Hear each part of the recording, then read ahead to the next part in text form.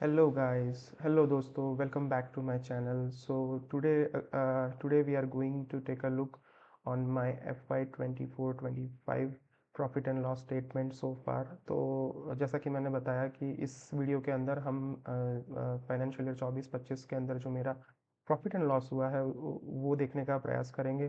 तो अभी तक जो देखेंगे आप तो 20 हफ्ते गुजर चुके हैं 2024-25 फाइनेंशियल ईयर के अंदर।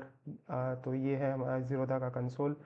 इस सेगमेंट में मैंने इक्विटी सिलेक्ट किया हुआ है। प्रॉफिट एंड लॉस में कंबाइंड है, रियलाइज्ड और अनरियलाइज्ड दोनों ही आएंगे इसके अंदर। डेट रेंज जो है वो पूरा 1 अप्रैल जो है 2024 से लेकर के 31 मार्च दिख रहा है, बट इफेक्टिवली जो है ये अगर आप देखेंगे तो 1 अप्रैल के आसपास है, से लेकर के आज का जो डेट है वहाँ तक का। और अगर आप देखेंगे तो इस रिपोर्ट को मैं रन करने का ट्राई करूँगा तो जो नेट रियलाइज्ड प्रॉफिट है विच इज़ जो कि नेगेटिव है, मतलब कि ये लॉस है, तो 65,000 का मेरे को लॉस है जो मैंने अभी तक रियलाइज़ किया हुआ है। और जो अभी अनरियलाइज प्रॉफिट है जो कि ऑन गोइंग करंट प्रॉफिट है वो कुछ 4.5 लाख रुपए के आसपास है। तो ये बाकी सब जो चार्जेस हैं वो भी आप देख सकते हैं यहाँ पर। ये कुछ चार्जेस जो हैं अकाउंट में लगे हुए हैं। तो कुल मिला करके ये जो है अगर आप इन दोनों को जोड़ेंगे तो जो जो मैंने कि नेट नेट प्रॉफिट जो अभी तक की ऑन गोइंग है, रियलाइज प्लस अनरियलाइज्ड, जो कि इस पूरे फाइनेंशियल ईयर के लिए है, वो तकरीबन 3.47 लाख है जो लिखा हुआ था उस जो बताया गया है पहले उसके तकरीबन है। और अगर आप इसका CAGR रिटर्न ट्राई करेंगे तो वो होता है 28% के आसपास, मतलब कि 20 हफ्ते में 28% के आसपास जो है वो रिटर्न है। इसका जो इनपुट वैल्यू है, मतलब कि जो मैंने अकाउंट में जो पैसे थे वो तकरीबन जो 1 मार्च को जो मेरा अकाउंट वैल्यू था वो तकरीबन 8 लाख के आसपास था। उसमें मैंने कुछ अराउंड 4 लाख का इफेक्टिव इनपुट जो है वो डाला हुआ था एडिशनल अमाउंट। तो उसके ऊपर जो अमाउंट बन रहा है वो अगर आप देखेंगे तो वो टोटल अगर आप देखेंगे तो तकरीबन 12 सवा 12 लाख के आसपास है। और टोटल जो अभी उसका अकाउंट वैल्यू जो है वो मेरा कुछ 20,65,000 के आसपास है। तो कुल मिलाकर के अगर आप कंसोल ज़ीरोधा कंसोल के पर्सपेक्टिव से देखेंगे तो ये रिटर्न जो है वो अब वो जो है वो 28% के आसपास है, जिसको मैं मतलब कि अपनी टर्मिनोलॉजी में मैंने उसे डिफाइन किया हुआ है नेट रिटर्न, जो कि मेरा फाइनेंशियल ईयर के लिए आगे बढ़ रहा है। दूसरा जो मैंने रिटर्न जो आपको बताया है वो है कि मेरा एब्सोल्यूट रिटर्न, मतलब कि जो जो वैल्यू मेरे अकाउंट की 1 अप्रैल को थी। अगर आपने मेरा पुराना दूसरा भी वीडियो देखा हो पिछले साल के प्रॉफिट एंड लॉस का, तो उसमें तकरीबन जो मेरी एक बड़ी पोजीशन थी वो काफ़ी लॉस में थी, मतलब मेरे सारे पैसे एक ही अकाउंट में एक ही शेयर में लगे हुए थे। और वो तकरीबन उसमें 30 to 40% का उसमें मतलब कि शेयर गिर गया था जो मेरा इनपुट कॉस्ट है उससे। तो मेरा जो अकाउंट का वैल्यू है वो गिर करके लगभग 8 लाख के आसपास आ गया था। और जो मैंने आपको बताया कि उसमें मैंने जो पे इन पे आउट है वो काफ़ी किए हुए हैं।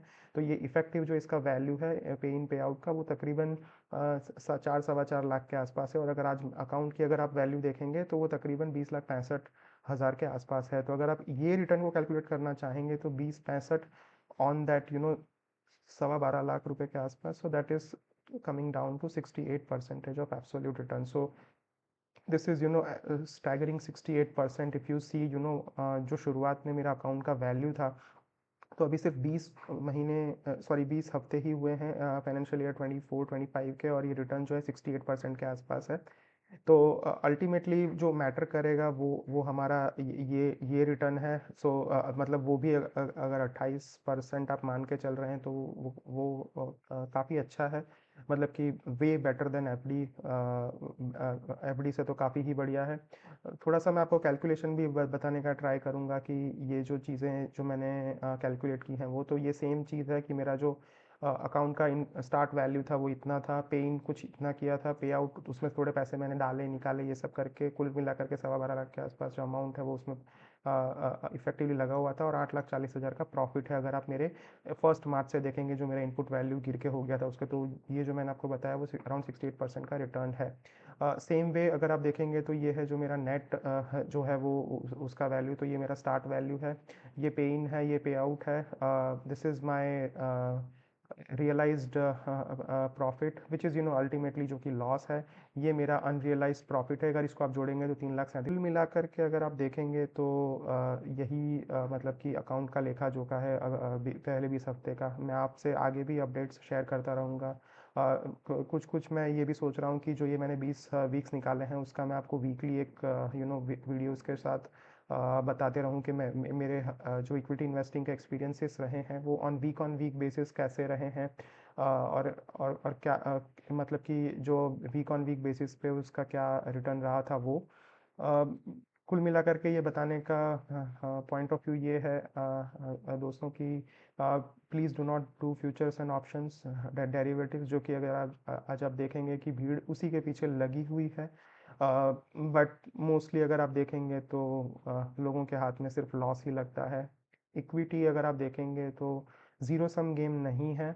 इसमें काफ़ी वैल्यू ऐड होता है। जिन बिजनेसेस पे आप पैसे लगाते हैं वो भी इकोनॉमी में वैल्यू ऐड कर रहे हैं, और ये ज़ीरो सम गेम नहीं है, तो आपको भी इसमें कुछ मिलता है। अगर आप ये इक्विटी अपना बेच करके किसी और को दे रहे हैं तो वो भी वहाँ से कैरी ऑन करता है। It's not a zero sum game like futures and options.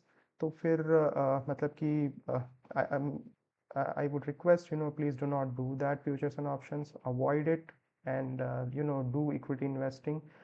As of date, जो भी मेरा एक्सपीरियंस रहा है, it has been good, and I will keep on updating you how my account performs. तो weekly basis के video भी मैं जो 1 अप्रैल से है मैं वो आपको बताने वाला हूँ। तो उन अपडेट्स को जानने के लिए कि ये रिटर्न्स कैसे आए हैं, तो प्लीज़ सब्सक्राइब करिए मेरे चैनल को, तो आपको अपडेट्स भी मिलेंगे।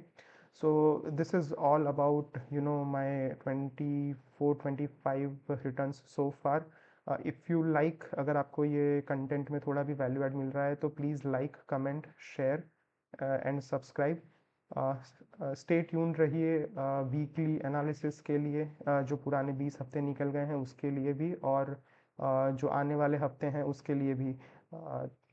और ऑल्सो जो मेरा 2023 या 2024 का 2023 जो 24 है उसका जो कि मतलब कि रिटर्न का जो मैंने वीडियो बनाया है, जो कि अराउंड 35% के आसपास है, वो वीडियो भी मतलब कि मैंने डाला हुआ है। तो मैं आपको लास्ट में जब ये वीडियो ख़त्म होगा तो उसके बाद आपको उस वीडियो पे ले जाने के लिए मैं लिंक जो होगी वो अवेलेबल करवा दूंगा। So guys, please do support, do like, comment, share and subscribe. Thank you for watching. Take care. Bye bye.